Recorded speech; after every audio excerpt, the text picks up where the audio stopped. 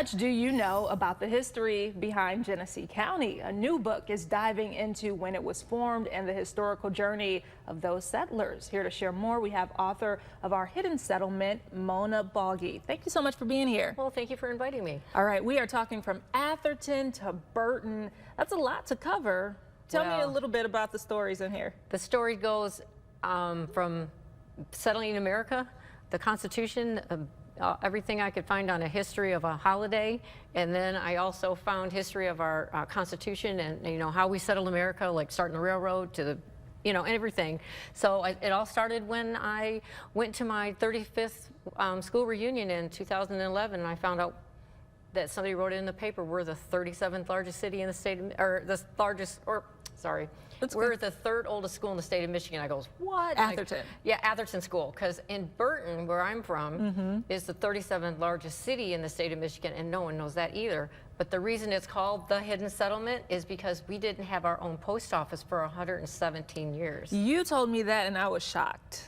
So the funny thing is when the Atherton brothers came from England from New York and then to Burton, they settled there in 1835, and they had 4 family members. They had like 20 different sections of land, and then it was a settlement for 20 years. And then when the city of Flint became the city in 1855, Burton Township started in 1855, but we couldn't have a post office with that name because there was a Burton Township in Genesee County. That is so you can't have 2 names of the same city in the same state. So Flint goes, oh, we'll do it for you.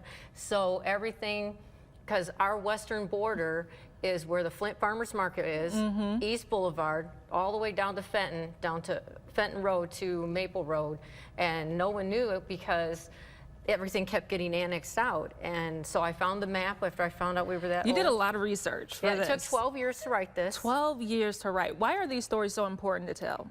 Because kids don't know, and I taught school for 7 years, and my families are teachers in school, and I just thought they need to know this stuff. If we know where we're from, then we know the next stepping stone to go further. Yes. Not to stay where we were and feel, oh, this happened to me, so hey, let's find out a positive way to look at it, and let's look at the good stuff. And is your inspiration coming from being a hometown girl, or where does that start for you? So my family came from England and Scotland, Ireland, and my dad's family came from Germany. So they all came here to Michigan in the 1800s.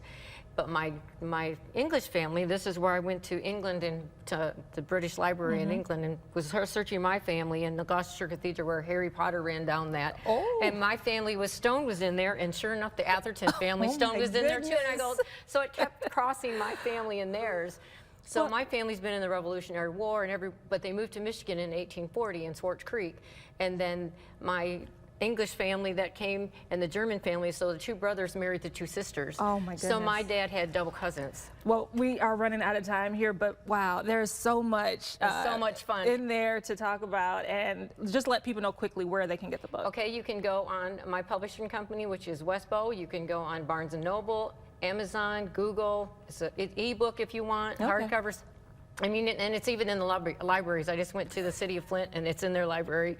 So it's in the library of Lansing also, in the state library. Wow. So it's all over. You can definitely find it. Thank you, Mona, so much for being here and coming to talk to us. Thank you for letting me come. And have a good day, and happy Valentine's Day. Read page 32. It tells all about the history of Valentine's Day. Okay, we will look out for that. And of course, if you want to know more, we do have a hot link up for you on our website, WNEM.com. And if you have any ideas of what you'd like to see here on our show, you can just send them to us at WNEM-4PM News at WNEM.com. Just use the subject 4 PM News Spotlight.